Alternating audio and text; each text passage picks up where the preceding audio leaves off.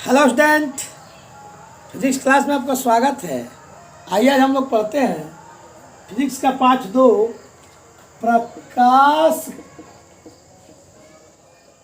के अपवर्तन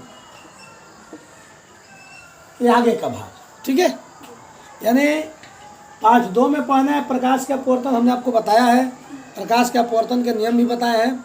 आज हम पढ़ते हैं बहुत ही इम्पोर्टेंट जो पॉइंट है, प्रिज्म, और दूसरा है प्रिज्म से होकर प्रकाश के अपवर्तन का किरण आरेख, यानी उसका वर्णन भी और किरण आरेख भी साथ साथ। तो सबसे पहले प्रिज्म किसे कहते हैं? देखिए, अगर प्रिज्म का देखा जाए जनरल परिभाषा, तो किसी कोण पर झुके दो समतल पृष्ठों के बीच घिरे किसी पारदर्शक माध्यम को प्रिज्म कहते हैं। ठीक है, अगर देखा जाए तो दूसरा तरीका हम कह सकते हैं कि प्रिज्म कांच का बना हुआ त्रिभुजाकार सघन वस्तु है। देखिए, ये जो प्रिज्म है ना, कांच यानी शीशा, कांच का बना हुआ त्रिभुजाकार सघन वस्तु है, जिसका जो परावर्तक ये सतह है उठा होता है। ठीक है, जिसका परावर्तक सतह क्या होता है? उठा होता है। और प्रिज्म कांच का बना हुआ यानी शीशा का बना हुआ त्रिभुजाकार सघन वस्तु होता है, जिससे देखिए कई प्रकार के उपयोग में लाया जा सकता है। इससे प्रकाश के वर्ण विक्षेपण को समझा जा सकता है, इससे प्रकाश के अपवर्तन को समझा जा सकता है। इसे ये सिद्ध किया जा सकता है कि सूर्य के प्रकाश में 7 रंग होते हैं, या इससे हम सिद्ध कर सकते हैं कि स्पेक्ट्रम या वर्णक्रम क्या है। ठीक है, इतने चीज में इसका उपयोग हम कर सकते हैं। तो फिर से एक बात हम कह सकते हैं कि प्रिज्म एक त्रिभुजाकार, अगर इसका नाम रख दें ए, बी और सी, तो प्रिज्म त्रिभुजाकार कांच का बना हुआ एक सघन वस्तु। सघन क्यों? क्योंकि ये हवा के माध्यम से क्या है, कांच सघन है, तो सघन वस्तु है जिसका परावर्तक सतह जो है उठा रहता है, यानी जो बीच वाला भाग है ये उठा महसूस होता है अगर इसको देखा जाए तो। राइट है जी।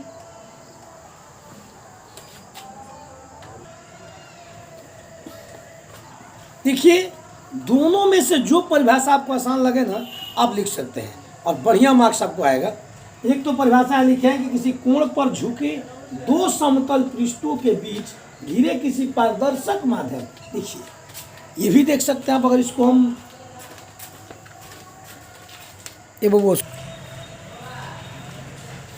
या आप दूसरे माध्यम में कह सकते हैं कि किसी कोण पर झुके दो समतल पृष्ठों के बीच घिरे किसी पारदर्शक माध्यम को क्या कहते हैं? प्रिज्म कहते हैं। कोई दिक्कत नहीं। अब आगे देखिए, प्रिज्म से होकर प्रकाश के अपवर्तन का किरण आरेख खींचे। ठीक है, प्रिज्म से होकर, तो ये प्रिज्म है, बोलिए। तो देखिए, प्रिज्म क्या है? ए, बी, सी। ठीक है, अब हम आपको समझा रहे हैं कि प्रिज्म से होकर प्रकाश के अपवर्तन का किरण आरेख। बहुत ही वीवीआई क्वेश्चन है ये, बहुत ही वीवीआई क्वेश्चन, लगभग मतलब 5 नंबर का कई बार ये बोर्ड में आ चुका है। राइट है। तो देखिए, इसका कैसे आप वर्णन कीजिए, बहुत आसान, ऐसा समझाएंगे ना कि आप लोग एकदम दिमाग में फिट बैठ जाएगा, फिर दोबारा इसको मतलब कि रिवीजन करने की जरूरत नहीं पड़ेगी। ठीक है, आइए देखिए, ए, बी, सी एक प्रिज्म है, क्योंकि त्रिभुजाकार वस्तु है, तो ए, बी, सी एक प्रिज्म है जिस पर एक प्रकाश की किरण आकर, ठीक है, मान लीजिए इस प्रकाश की किरण का नाम रख देते हैं पी।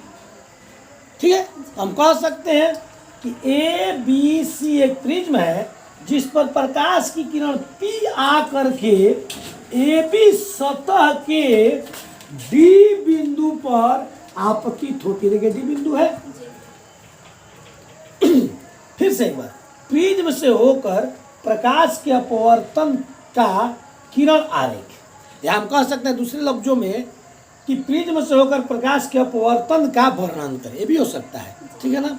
तो हम कह सकते हैं कि त्रिभुज ए बी सी एक प्रिज्म है जिस पर प्रकाश की किरण, इसको लिख सकते हैं ऐसे, प्रकाश की किरण P आकर ए बी सतह के डी बिंदु पर आपतित होती है। आ रही है तो आपतित, यहाँ पढ़ रही है तो पतित हो गया ना। पतित का अर्थ होता है गिरना, पड़ना, ठीक है। चूंकि अब ये किरणें किस माध्यम से किस माध्यम में जा रही है, अब यहाँ हवा है ना, बोलिए, तो हवा है तो कौन से माध्यम हो गया, विरल माध्यम, विरल माध्यम। हम कह सकते हैं कि चूंकि ये किरण विरल माध्यम से किस माध्यम में प्रवेश करती है, सघन माध्यम, कांच है तो सघन है ना, सघन माध्यम में प्रवेश करती है। तो अगर हम यहाँ अभिलंब डालें, इसको थोड़ा सा मिटा लेते हैं क्योंकि यहाँ अभिलंब डालना है ना, हम इधर लिख देते हैं कहीं, ये माध्यम है ना तो यहाँ लिख देते हैं, दिख रहा है, तो यहाँ लिख देते हैं विरल माध्यम। तो अगर हम इस पर अभिलंब डालते हैं ऐसे अभिलंब डालते हैं तो देखिए इसको जाना चाहिए था ऐसे, ठीक है, जाना चाहिए था क्या, ऐसे। अगर माध्यम इसको नहीं बदलना पड़ता, विरल माध्यम से सघन माध्यम में नहीं जाता तो सीधा जाता। लेकिन क्या होता है कि जो ही विरल माध्यम से सघन माध्यम में प्रवेश करता है तो अभिलंब की ओर क्या होता है, झुक जाता है, ठीक है। देखिए इसका झुकान किधर है, अभिलंब की ओर है, और पुनः ये किरण आगे बढ़ती है और एसी सतह के ई बिंदु पर आपतित होती है। इस बिंदु का नाम क्या रख दिए, ई, ठीक है। अगर यहाँ भी हम अभिलंब डालते हैं, यहाँ ऐसा अभिलंब को क्या करते हैं, अभिलंब को डालते हैं ऐसे, ठीक है।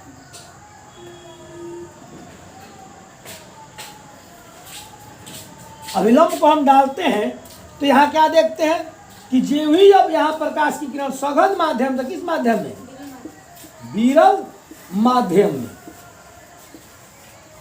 प्रवेश करती है तो सीधे अभिलंब से क्या होती है, दूर भागती है, यानी आधार की ओर झुक जाती है। Any doubt?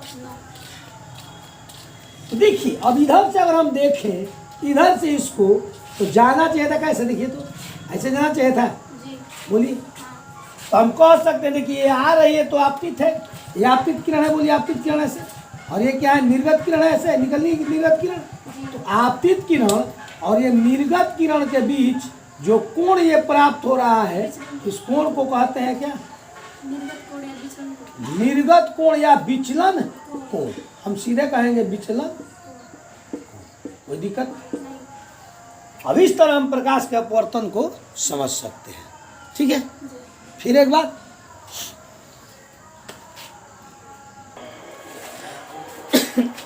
चलिए एक बार और रिपीट करते हैं।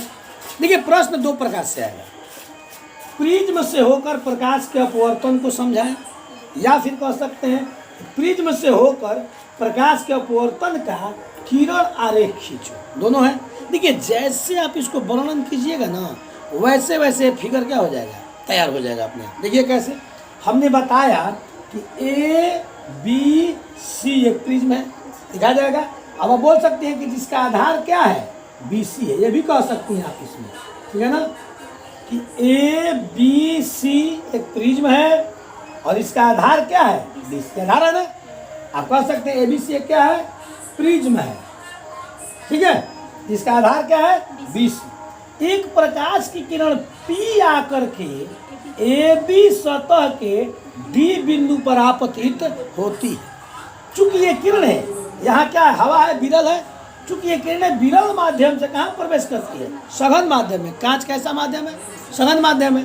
सघन माध्यम में प्रवेश करती है तो अभिलंब किरण क्या होती है, झुक जाती है। देखिए ये इसको जब जा रही है तो जाना चाहिए था ऐसे, देखिए जाना चाहिए था ऐसे, इधर न जाकर कहाँ झुक रही है, अभिलंब की ओर। जेब आगे बढ़ती है पुनः तो एसी सतह के ई बिंदु पर क्या होती है, आपतित होती है। कोई दिक्कत।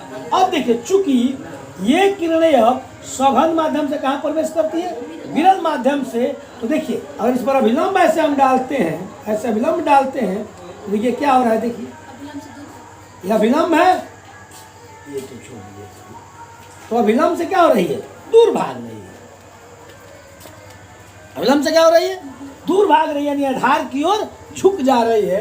अतः हम देख सकते हैं कि ये आपतित किरण और क्या है, निर्गत किरण।